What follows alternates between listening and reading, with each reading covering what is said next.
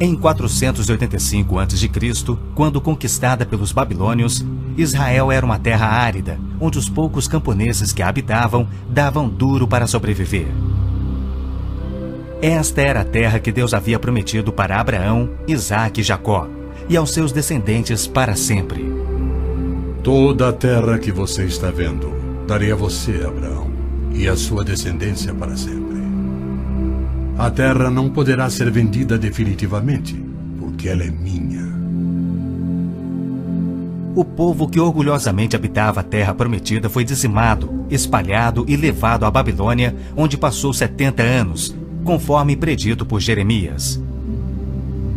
Toda esta terra se tornará uma ruína desolada, e vocês estarão sujeitos ao rei da Babilônia durante 70 anos.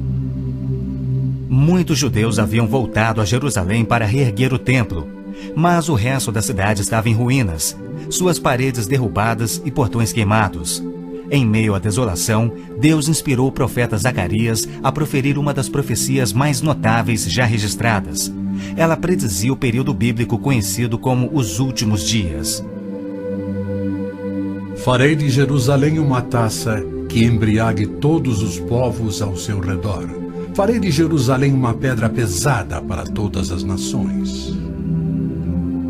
O cumprimento dessa profecia após o admirável renascimento de Israel em 1948 é constatado pelo mundo todo.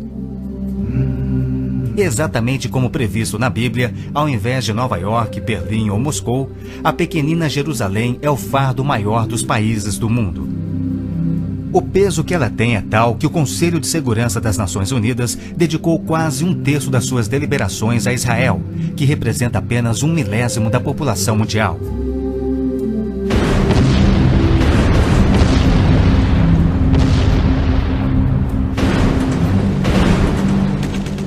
Jerusalém não seria o problema número 1 das Nações Unidas se a nação de Israel fosse facilmente intimidada, mas os seus militares são os melhores do mundo.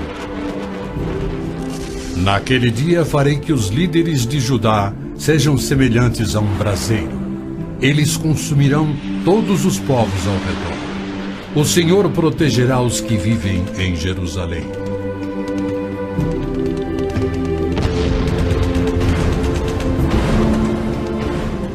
E exatamente como previsto, Israel tem devorado quem o ataca, vencendo todas as guerras, apesar de enormes desvantagens.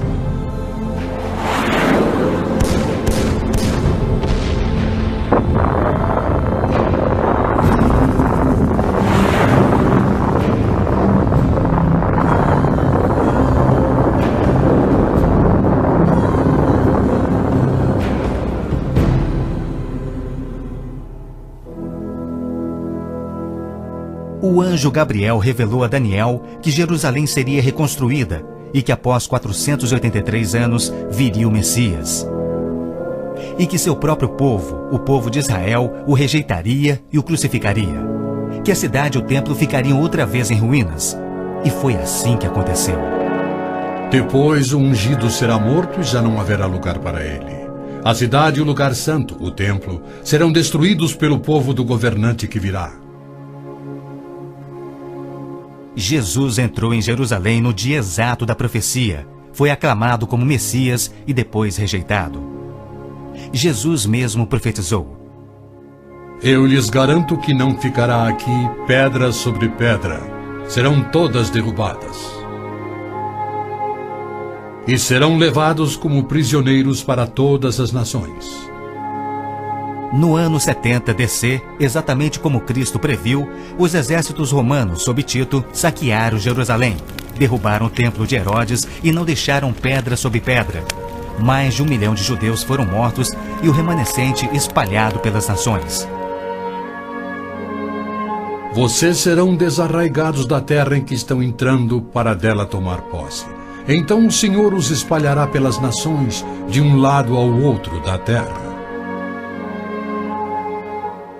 Os profetas de Israel também previram o antissemitismo, que perseguiria os judeus por toda parte. Vocês serão motivo de horror e objeto de zombaria e de riso para todas as nações. Espalhados entre as nações, Os judeus têm sido odiados, perseguidos e mortos como nenhum outro povo, enquanto a estéril terra de Israel permaneceu de luto. Após sua visita em 1867, o escritor Mark Twain escreveu: Belém, a terra em que os anjos cantaram não é habitada por criatura alguma. A Palestina se recobre de pano de saco e cinzas, desolada e sem beleza. Em outra de suas profecias admiráveis, Jesus declarou: Jerusalém será pisada pelos gentios, até que os tempos deles se cumpram.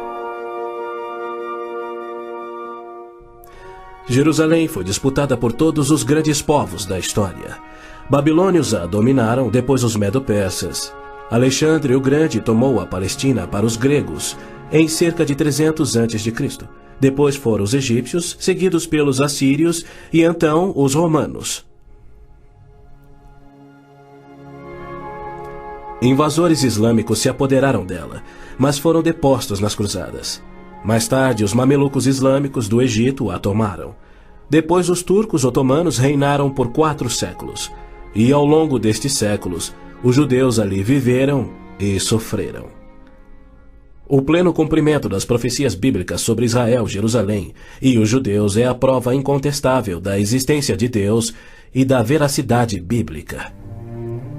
Muitos pensam que as cruzadas católicas libertaram a Terra Santa para os judeus, quando, na verdade, massacraram os judeus e tomaram a terra para a Igreja Católica.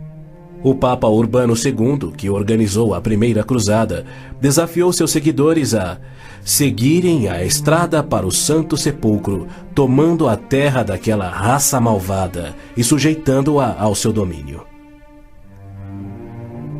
Hordas de voluntários, ostentando a bandeira da cruz, massacraram os judeus, a linhagem terrena de Cristo.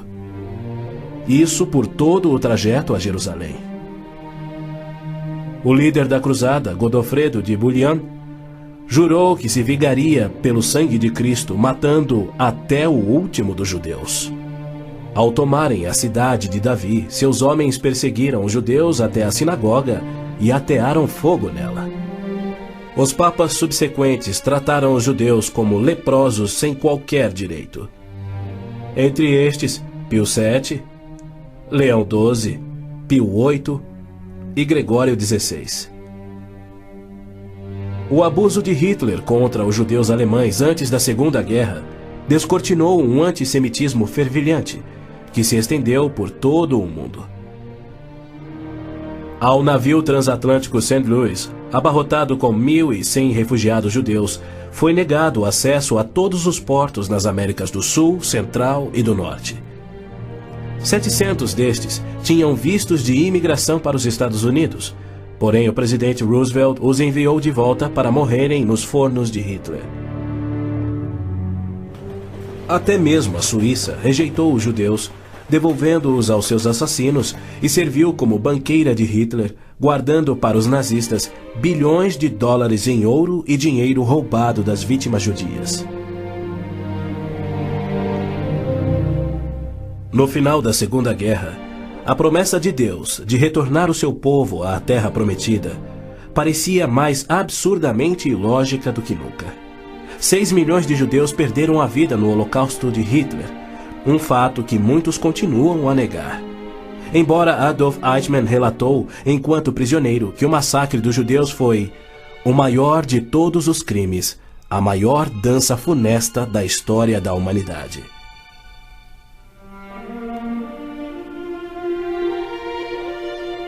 E o mais incrível é que, após a guerra, centenas dos esqueléticos sobreviventes, libertados dos campos de extermínio, foram mortos em toda a Europa.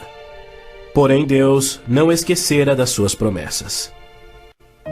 De 1945 a 1948, apesar de um cruel bloqueio naval inglês, 10 navios antigos contrabandearam 70 mil sobreviventes do Holocausto para dentro da Terra Prometida.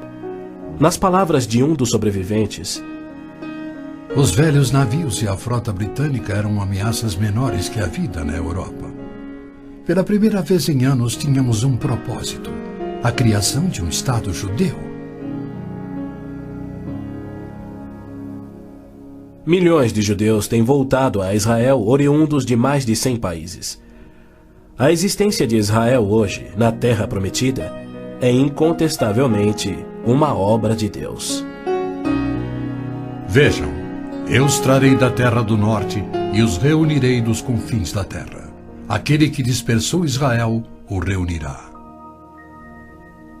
Em novembro de 1947, as Nações Unidas adotaram a sua Resolução 181. Ela dividia a Palestina, dando 18% aos judeus e 82% aos árabes. E tornou Jerusalém uma cidade internacional que, conforme o Vaticano também insistiu, nunca poderia ter domínio judeu. O mundo árabe rejeitou esta resolução e exigiu toda a Palestina. Até hoje, nenhum mapa árabe admite a existência de Israel.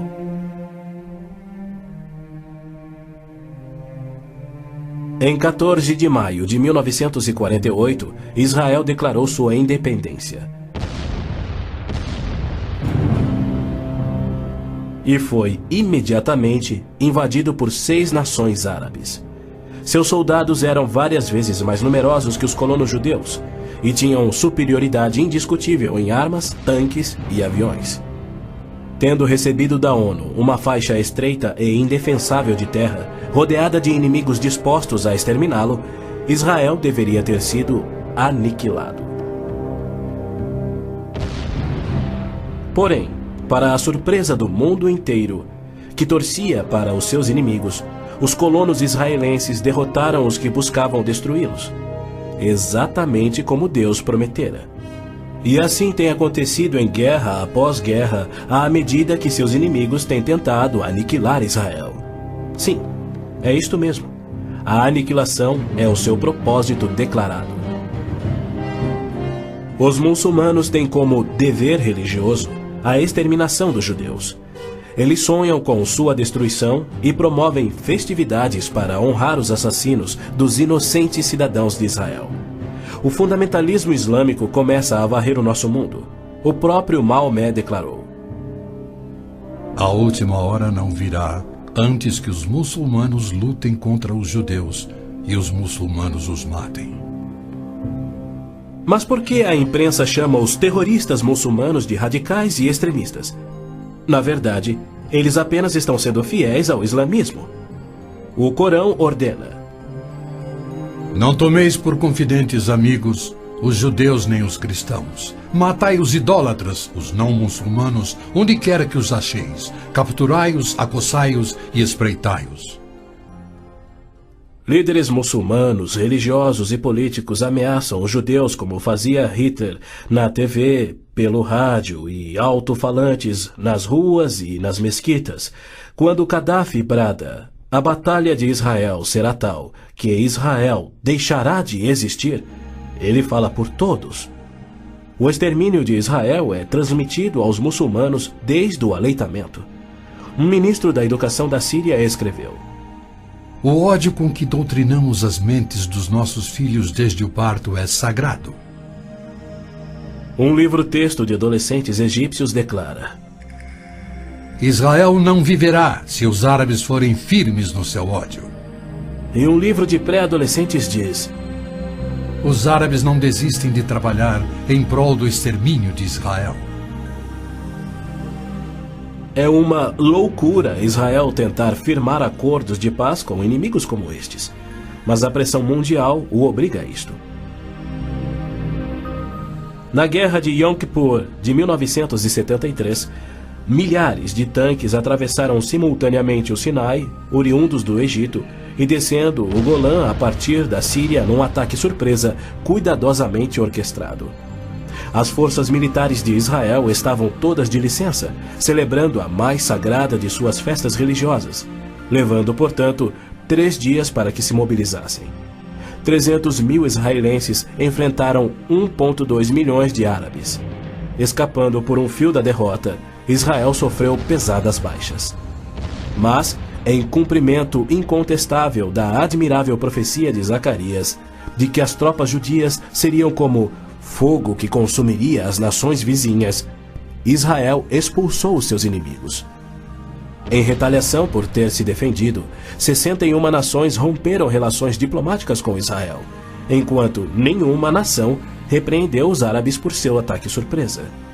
Este tenso e custoso estado de alerta de Israel tem sido manipulado de modo a acusá-lo de perpetrador de violência infundada contra vizinhos amantes da paz.